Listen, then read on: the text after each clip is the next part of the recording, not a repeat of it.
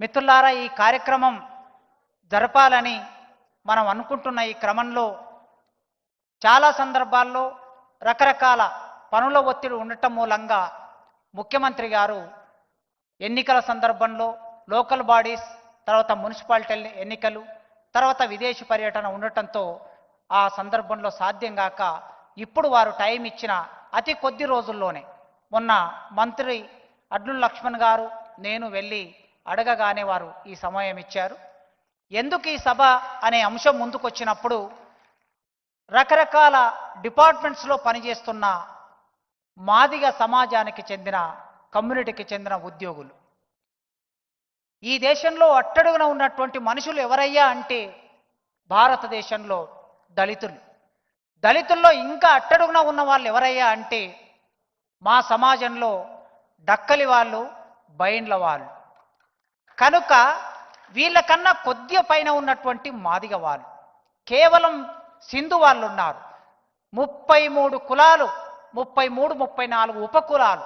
కేవలం ఎస్సీలు అనగానే మాల, మాదిగ అని బయటి సమాజానికి అర్థమవుతుంది. కానీ మేము 59 కులాలు. 59 కులాల్లో విశ్వవిద్యాలయాల మెట్లెక్కని వాళ్ళు కూడా ఇప్పటికీ ఈ సమాజంలో ఉన్నారు.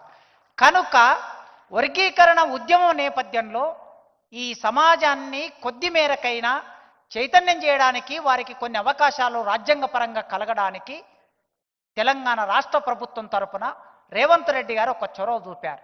ఆ చొరవ నేపథ్యంలో 30 సంవత్సరాలు రేవంత్ రెడ్డి అన్ననే చాలా సందర్భాల్లో వర్గీకరణ ప్రాసెస్లో ఎమ్మెల్యేలు, మంత్రులు వాళ్ళతో పాటు నేను మందకృష్ణన్న వెళ్ళినప్పుడు చాలా సందర్భాల్లో వారు చాలా విశాల హృదయంతో మాట్లాడారు. కృష్ణన్న, ఈ ఉద్యమానికి మీరు నాయకులు, ఈ మాదిగ సమాజానికి, దండోర ఉద్యమానికి, ఎంఆర్పిఎస్ ఉద్యమానికి మీరు నాయకులు. ఈ సమాజం కోసం ఏదైనా చేయాలని నా మనసులో ఉన్నది. ఖచ్చితంగా సుప్రీంకోర్టు తీర్పు వచ్చింది కనుక ఆ తీర్పును అమలు చేసే బాధ్యత నా మీద ఉంది, ఆ బాధ్యత నేను తీసుకుంటాను అన్నారు ఆయన. ఈ వేదిక మీద కూర్చున్నటువంటి వాళ్ళందరూ సాక్ష్యం. ఆ రోజు ముఖ్యమంత్రి గారు ఆ మాట అన్నారు. ఆ మాట చెప్పిన 3-4 నెలల్లో వర్గీకరణ సాధ్యమైంది. కనుక 30 సంవత్సరాలు కృష్ణమాదిగన్న నాయకత్వంలో ఎంఆర్పిఎస్ ఉద్యమం నడిచింది. ఆ ఎంఆర్పిఎస్ ఉద్యమం నడిచిన తర్వాత ఇవాళ వచ్చినటువంటి ఫలితాలు అందుకోవడానికి ఈ సమాజం ఇక్కడికి వచ్చింది. ఇక్కడ ఉన్న వాళ్ళలో 2000 సంవత్సరం నుంచి ఉద్యోగాలకు వచ్చిన వాళ్ళు ఎక్కువ మంది ఉంటారు, నాతో సహా. రేవంత్ అన్న, మందకృష్ణన్న నాయకత్వంలో జరిగిన వర్గీకరణ ఉద్యమం, లక్షలాది మంది ప్రజలు, మాదిగ ప్రజలు చేసిన వర్గీకరణ ఉద్యమ ఫలితంగా యూనివర్సిటీలో అసిస్టెంట్ ప్రొఫెసర్గా ఉద్యోగంలో చేరినటువంటి వాడిని నేను. ఇది నాకు చెప్పుకోవటం అనేది గర్వకారణం. ఎందుకంటే ఆ ఉద్యమ ఫలితంగా ఇక్కడ మీ ముందుండి నేను మాట్లాడుతున్నాను గనక. ఈ నేపథ్యం నుంచి మనం చూసినప్పుడు ఎదిగినటువంటి మా ఉద్యోగస్తులు మీ ప్రభుత్వం కోసం, వివిధ రకాల ప్రభుత్వాల కోసం పనిచేస్తూ వస్తున్నారు. మేమందరం కూర్చున్నప్పుడు వాళ్ళ ఆవేదన ఒకటి ముందుకొచ్చింది. ఏదైనా ఒక ప్రభుత్వం ఉన్నప్పుడు ఉద్యోగస్తులు ఏ పార్టీ సభ్యులు కాదు. ఎవరికైనా విశ్వాసాలు ఉంటాయి, రాజకీయ విశ్వాసాలు. నాకు నా రాజకీయ విశ్వాసాలు ఉన్నాయి. ఇక్కడ కూర్చున్న వాళ్ళకి మీ రాజకీయ విశ్వాసాలు ఉన్నాయి.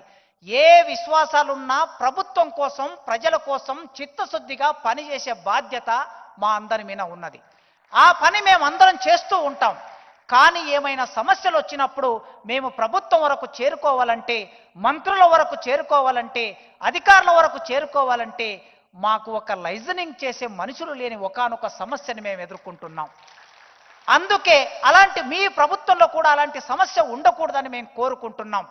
ఒక డిపార్ట్మెంట్కు సంబంధించిన ఒక ఎంప్లాయీ నాయకుడు, ఉద్యోగ సంఘం నాయకుడు, లేకపోతే ఒక ఆఫీసర్ మీ దగ్గరికి రావడానికి మాకు ఒక సులభమైన మార్గం ఉండాలని మేము కోరుకుంటున్నాం. మా సమస్య చెప్పుకోవటం, అసలు సమస్య పరిష్కారం అవుతుందా కాదనే తర్వాత సంగతి. కనీసం సమస్య చెప్పుకుంటే మా కడుపులో ఉన్న బాధంతా బయటికి వస్తుంది. ఆ చెప్పుకునే ఒక అవకాశం ఉండాలని ఇక్కడున్న ఈ వేలాది మంది ఉద్యోగస్తులు కోరుకుంటున్నారు. ఈ క్రమంలో చిన్న చిన్న విషయాలన్నా మీరు వర్గీకరణ చేశారు. దామోదర్ సార్ వేదిక మీద ఉన్నారు, వారు ఆరోగ్య శాఖ మంత్రిగా ఉన్నారు. బుడగజంగం నుంచి, సింధు వాళ్ళ నుంచి, మోచి వాళ్ళ నుంచి, లేదా బైండ్ల వాళ్ళ నుంచి ఎంతమంది డాక్టర్లు అయ్యారో సార్ దగ్గర డాటా ఉన్నది, ప్రభుత్వం దగ్గర డాటా ఉన్నది. వర్గీకరణ వల్ల సీట్లు పెరిగాయి, వర్గీకరణ వలన ఉద్యోగాలు కూడా కొన్ని వచ్చాయి. కానీ వర్గీకరణ జీవో ప్రమోషన్లకు ఇంప్లిమెంట్ కాకపోవటం మూలంగా ఇంతమంది మేము ప్రమోషన్లు పొందలేని పరిస్థితి ఒకటి ఉన్నది. ఈ జీవో ఇవ్వటం మూలంగా మీకు ఒక్క రూపాయి కూడా బర్డన్ పడదు, కేవలం ప్రమోషన్కు ఉపయోగపడుతుంది. ఆ తర్వాత మా ఉద్యోగస్తులు BA డిగ్రీ చేసి BEd చేసి టీచర్గా చేరుతారన్నా, చేరిన తర్వాత మేము MA చేసుకోవాలనిపిస్తుంది, PhD చేసుకోవాలనిపిస్తుంది.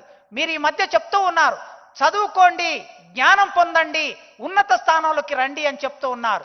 మేము చదువుకోవడానికి ఎప్పుడో SR శంకరన్ పెద్దవారు వారు ఉన్నప్పుడు ఈ దళితులకి చదువుకోవడానికి ఒక జీవో ఉండాలని వారు జీవో తీస్తే ఆ జీవోను పక్కన పెట్టి ఒక చిన్న మెమో తీసుకొచ్చి దానికి ఆటంకాలు సృష్టించారు. కనుక దాని వలన మీకు ఒక్క రూపాయి మీ ప్రభుత్వానికి బర్డన్ పడదు. కనుక వెంటనే ఉన్నత విద్య చదువుకోవడానికి ఒక జీవో. తర్వాత అడప్టెస్ పేరు మీద చాలా డిపార్ట్మెంట్లలో ప్రమోషన్లు ఇవ్వటం లేదన్నా. ఉదాహరణకి నేను ఓపెన్ కేటగిరీలో ఉద్యోగంలోకి వస్తే నా ప్రమోషన్ కూడా ఓపెన్ కేటగిరీలోనే వస్తుంది, ఓపెన్లోనే నేను ప్రమోషన్లోకి వెళ్తా. కానీ యాజ్ ఎ బీయింగ్గా నేను ఎస్సీగా పుట్టాను గనక మీ ఎస్సీ అనేవాడు ఒకడు వచ్చాడు గనక రిజర్వేషన్లో వచ్చినటువంటి ఇంకొకరికి ప్రమోషన్ ఇవ్వడానికి వీలు లేదని చాలా రకాల అడ్డంకులు సృష్టించి కోర్టుల కేసులు వేసి ఇబ్బంది పెడుతున్నారు. ఆ విధంగా అయితే మా వాళ్ళు జూనియర్ అసిస్టెంట్గా వచ్చిన వాళ్ళు జూనియర్ అసిస్టెంట్గానే రిటైర్డ్ అవుతారు, సూపరింటెండెంట్గా వచ్చిన వాళ్ళు సూపరింటెండెంట్గానే రిటైర్డ్ అవుతాడు, అసిస్టెంట్ ప్రొఫెసర్గా వచ్చిన అసిస్టెంట్ ప్రొఫెసర్ రిటైర్డ్ అవుతాడు, ఎస్జిటిగా వచ్చిన వాళ్ళు ఎస్జిటిగానే రిటైర్డ్ అవుతారు. కనుక అన్న ఇది ఒక చిన్న విషయం, మీరు పట్టించుకుంటే ఒక 2-3 గంటల్లో పరిష్కారం అయ్యేది. మాకు న్యాయంగా రావాల్సిన ప్రమోషన్ అది. కనుక ఇన్ని డిపార్ట్మెంట్లో ఈ సమస్య ఉన్నది, దాని గురించి కూడా మీరు ఆలోచించండి అన్న. ఈ సమస్యలతో పాటన్నా ఇవాళ నేను ఇక్కడ మాట్లాడుతున్నానంటే మా పూర్వీకులు జాంబవంతుడు భూమికి 6 నెలల ముందు పుట్టారు అని చెప్తారు. మా సార్ చెప్తూ ఉంటారు, దామోదరన్ సార్, చదువు వస్తుంది, ఉద్యోగం వస్తుంది, కానీ కల్చర్ రాకపోతే ఎవరు నేర్పిస్తారాయా అంటాడు సార్. నిజమే, మా కల్చర్ ఎక్కడ ఉందంటే పెళ్లి మంత్రాలు అప్పుడు చదువుతారు, జంబూ ద్వీపేన భరత వర్ష జంబూ ద్వీపేన అంటారు. ఈ దేశానికి జంబూ ద్వీపం అనే పేరు ఉన్నది. ఆ జంబూ ద్వీపాన్ని పరిపాలించిన వాడు జాంబవంతుడు మా ముత్తాత. అక్కడి నుంచి మా చరిత్ర ఉన్నది, అక్కడి నుంచి మా సంస్కృతి ఉన్నది. ఈ సమాజానికి ఎన్నడూ మేము పని చేయకుండా ఏది తినలేదన్నా. మా గుర్రంజేశ్వర రాశాడు, భరతవీరుని పాదము కందకుండగా చెప్పులు కుట్టి జీవనంబు చేయు, నిరాకరింపలేదెన్నడు అప్పు వడ్డది సుమి భరతావని వీని సేవకును అని రాశాడు గుర్రంజాశ్వ.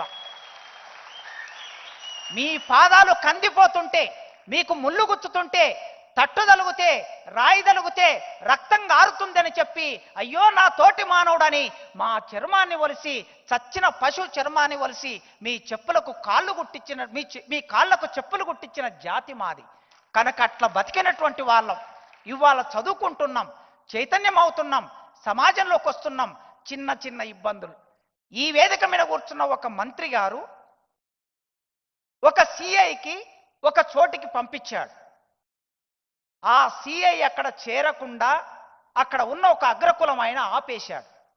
ఇది మా పరిస్థితి ఇలా ఉన్నది. నేను సత్యం చెప్తున్నందుకు మీరేమనుకోవచ్చు అంటే వివక్ష అనేటటువంటిది ద్రవీభవించి ఉంటుంది, ఘనస్థితిలో కనిపించదు. ఈ పేపర్ మీకు ఇట్లా చూస్తే ఇది కనిపిస్తుంది, కానీ ద్రవస్థితిలో ఉన్న కులం కనిపించదు ఈ దేశంలో. ఈ ద్రవస్థితిలో ఉన్న కులం అందరికీ అర్థం కాదు, సామాన్యంగా మీకు అర్థమవుతుంది ముఖ్యమంత్రిగా. ఎందుకు అంటే మీరు రెడ్డి సామాజిక వర్గంలో పుట్టారు, మేము గూటన్ రెడ్డులుగా మేము పుట్టాము.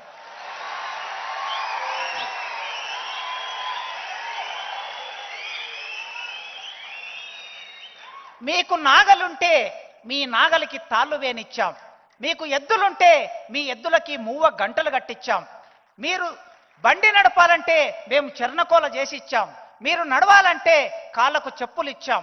ఇట్లా మీ వ్యవసాయంతో మా జీవితం ముడిపడి ఉంది. ఇది ఉత్పత్తి క్రమంలో ఉన్న జీవితం. అందుకే పాలమూరు జిల్లా నుంచి, పేదరికం నుంచి, నల్లమల్ల నుంచి వచ్చినటువంటి మీకు ఈ విషయం తెలుసు, ఈ విషయం అర్థం చేసుకోగలరు కులం యొక్క ప్రభావం ఎట్లా ఉంటుందని. అందుకే ఈ సమస్యలన్నీ అనుభవిస్తున్న మాకు మీరు కాస్త చొరవ చూపితే, మీరు అనుకుంటే కొంతమేరకైనా మేము ముందు వరుసలోకి రాగలుగుతాం. మా ఉద్యమంలో ఇప్పటి వరకు దాదాపు 12-13 మంది అమరులయ్యారన్న. ఆంధ్ర ప్రాంతంలో అమరులైన వాళ్ళు ఉన్నారు, తెలంగాణ ప్రాంతంలో అమరులైన వాళ్ళు ఉన్నారు. పాపం ఆ కుటుంబాలు రోడ్డు మీద పడి ఉన్నాయి. ఆ అమరుల జీవితాలు హాస్పిటల్లో తల్లిదండ్రులు పడి ఉన్నారు. వాళ్ళని సాదుకోవలసిన బిడ్డలు చనిపోయారు ఉద్యమం కోసం. ఆ ఉద్యమంలో వాళ్ళు చేసిన పోరాటం వలన ఇవాళ మేం ఫలితం అనుభవిస్తున్నాం. 5 మందో 6 మందో ఉంటారన్న. దామోదరం గారు లేదా మా అడ్లూరు లక్ష్మణ ఒక లిస్ట్ ఇస్తారు. దయచేసి ఆ కుటుంబానికి, ఒక్క కుటుంబానికి ఒక ఉద్యోగం ఇవ్వండి, మీరు కట్టించే డబుల్ బెడ్రూమ్లో ఒక ఇల్లు ఇవ్వండి. మేమేం పెద్ద కోరికలు కాదు, ఇది ఒక చిన్న కోరిక. ఆ కుటుంబాలు తలుసుకుంటా ఈ ఉద్యమం వలన. దానితో చిట్ట చివరి మాట చెప్పి నేను ముగిస్తా. అన్నకు తెలుసు, 100 సంవత్సరాల కిందట రెడ్డి సామాజిక వర్గం వాళ్ళు చదువుకోవడానికి హైదరాబాద్లో ఎక్కడ ఉంటారో గ్రామాల నుంచి వచ్చిన పిల్లలు అని అంటే, ఆ రోజు ఉన్నటువంటి జమీందారులు హైదరాబాద్లో రెడ్డి హాస్టల్ కట్టారు. వాళ్ళు వచ్చి హాస్టల్లో ఉండి నిజాం కాలేజీలో చదువుకున్నారు. ఆ తర్వాత బ్రాహ్మణులు వచ్చారు, బ్రాహ్మణ హాస్టల్ కట్టుకున్నారు. రెడ్డి హాస్టల్ హ్యాబిట్స్ కాచిగూడకు దగ్గరగా ఉంటుంది. తర్వాత వెలమలు వచ్చారు, వెలమల హాస్టల్ కట్టుకున్నారు కాచిగూడలో. తర్వాత గౌడ్లు వచ్చారు, గౌడ హాస్టల్ కట్టుకున్నారు కాచిగూడలో. ఆ తర్వాత పద్మశాలీలు వచ్చారు, పద్మశాలి హాస్టల్ కట్టుకున్నారు కాచిగూడలో. ఇట్లా అన్ని సామాజిక వర్గాల హాస్టళ్ళు ఉన్నాయి. పివి నరసింహారావు గారు ముఖ్యమంత్రిగా ఉన్న రోజుల్లో కాచిగూడ నింబోలి అడ్డలో దళితులకి ఒక హాస్టల్ కట్టించారు. ఆ హాస్టల్ కట్టించి ఇప్పటికీ 50 ఏళ్ళు అయింది. అది శిథిలావస్థలో ఉన్నది. దాన్ని గతంలో మూసేశారు. మీరు అనుకుంటే అక్కడ హాస్టల్ నిర్మాణం చేస్తే, నేను అక్కడ చదువుకొని హాస్టల్లో చదువుకొని వచ్చాను. కొన్ని వేల మంది, లక్షల మంది విద్యార్థులకి నింబోలి అడ్డ హాస్టల్ ఒక ఆధారం. మాకు ఈడ ఉన్న ఎంప్లాయీస్లో 50% ఎంప్లాయీస్ అక్కడ హాస్టల్లో ఉండి చదువుకున్న వాళ్ళు. మీరు అనుకుంటే ఒక్క క్షణంలో ఆ హాస్టల్ భవనం శిథిలంలో ఉన్నది, దాన్ని డిస్మెంట్ చేసి ఒక కొత్త భవనం కడితే మాకు ఆధారంగా ఉంటుంది. మీరు ఒక్కసారి ఆలోచించండి. బంజారాలకి బంజారా భవనం ఉన్నది, ఆదివాసులకి కొమరం భీం భవనం ఉన్నది. కానీ మాకు భవనం లేదన్నా. మీరు ఫోర్త్ సిటీలో ఇస్తారో, బంజారా హిల్స్లో ఇస్తారో, జూబ్లీ హిల్స్లో ఇస్తారో, ఆ భవనానికి జాంబావు భవనం అని పేరు పెడతారో. ఎప్పుడైనా మీరు మొన్న బంజారా భవన్కి వచ్చారు, సేవలాల్ మహారాజ్ జయంతికి. ఫస్ట్ టైం నేను అక్కడికి వచ్చాను. చాలా అద్భుతంగా ఉంది భవనం. మరి రేపు ఇవాళ మేము ఈ మీటింగ్ పెట్టుకోవడానికి ఇక్కడికి వచ్చి దీనికి ఒక 2-3 లక్షలు పే చేసి ఇక్కడ మీటింగ్ పెట్టుకుంటున్నాం. ఒకవేళ మాకంటూ ఒక జాంబావు భవనం ఉంటే అప్పుడు మా మీటింగ్ అక్కడ ఆ భవనంలో జరుగుతుంది.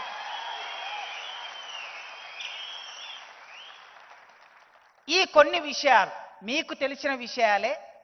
మీ సందర్భంలో ఇంత పెద్ద ప్రభుత్వాన్ని నడుపుతున్నారు గనక, మీరు ఈ ప్రభుత్వంలో అనేక విషయాలు ఉంటాయి గనక ఇవి మీ దృష్టికి తీసుకొచ్చాను. అన్న, చాలా వేదికల్లో కాసిం గారు చదువుకున్నారు, ప్రొఫెసర్ అయ్యారు, ఆయనకు భూమి ఉందో లేదో నాకు తెలియదు అన్నారు సార్. ఇప్పుడు చెప్తున్నా, మా తాతకి నిజాం ప్రభుత్వం కాలంలో 3 ఎకరాల భూమి ఇచ్చారు, రాళ్ళు రప్పలు గుట్టలు. అది అసైన్ ల్యాండ్ అని మా నాన్న పేరు విన పట్టా అయింది.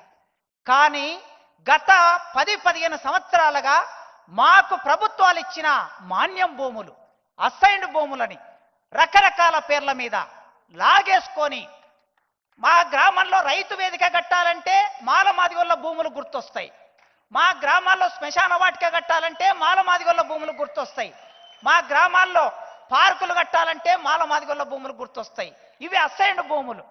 అన్న, అసైన్డ్ భూములే మాకున్న ఏకైక ఆధారం. నా గ్రామంలో స్వయంగా, నా అంబట్పల్లి గ్రామంలో మా వాళ్ళు చచ్చిపోతే వాళ్ళని పూడ్చిపెట్టడానికి శ్మశానం లేదు.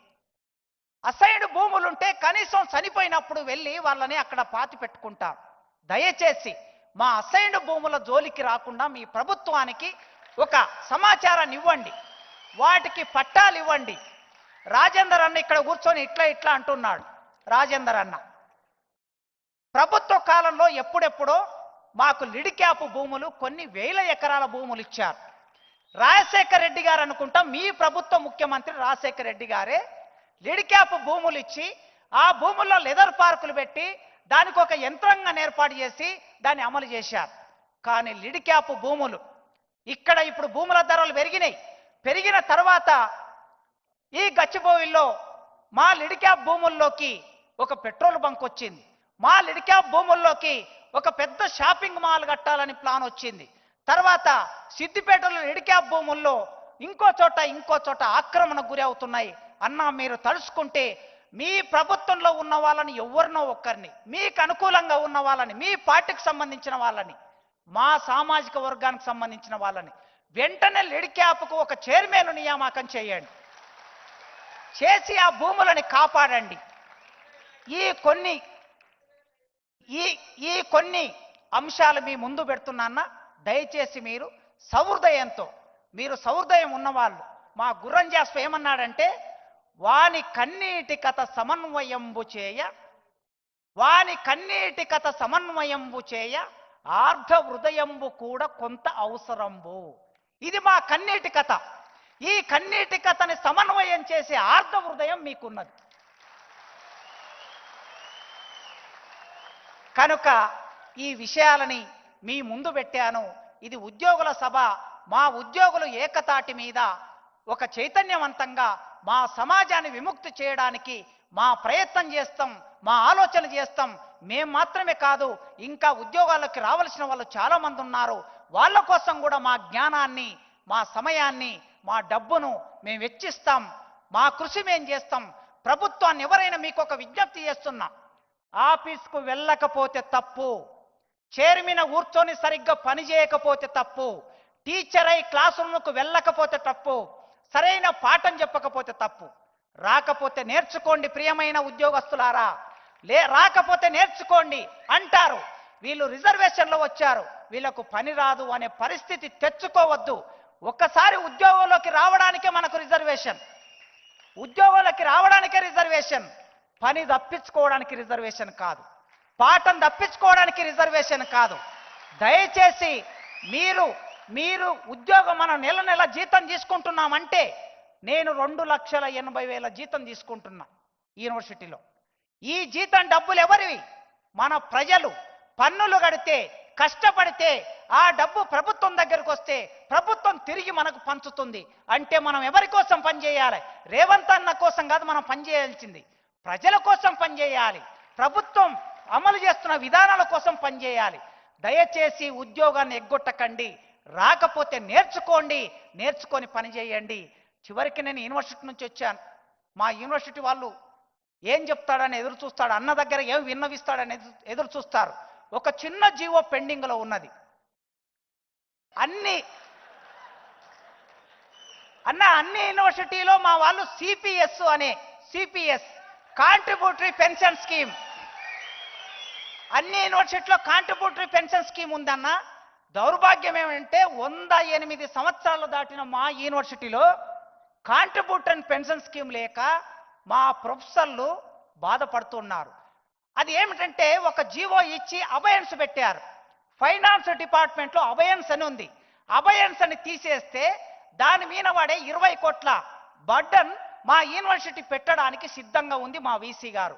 మీరు ఒక్క ఫోన్ చేసి ఆ ఫైనాన్స్ డిపార్ట్మెంట్లో అబయన్స్ అని తీసేయండి, ఇమీడియట్గా మాకు అందరితో పాటు మేము కూడా సిపిఎస్ అనే పెన్షన్లోకి వస్తాం. నాకైతే ఓల్డ్ పెన్షన్ ఉన్నది, కానీ మా మిత్రులు చాలా మంది ఓల్డ్ పెన్షన్, ఈ కొత్త పెన్షన్లు కూడా లేక బాధపడుతున్నారు. మీరు చొరవ తీసుకుంటూ అవుతుంది. కాంట్రాక్టు లెక్చరర్లు ఉన్నారు, ఆ కాంట్రాక్టు లెక్చరర్ల గురించి కూడా ఒక మాట మీరు ఆలోచించి వాళ్ళ ఉద్యోగ భద్రతకు సంబంధించిన ఆలోచన చేయండి. వెంటనే విశ్వవిద్యాలయాల జ్ఞానానికి కేంద్రాలు గనక మీకు ఎన్నో సందర్భాల్లో నేను విన్నవించుకున్నా, మా విశ్వవిద్యాలయాల్లో ఉన్న 2,000 పోస్టులని భర్తీ చేయాలని మీకు విన్నవించుకుంటూ నా ఉపన్యాసాన్ని ముగిస్తున్నా. Thank you.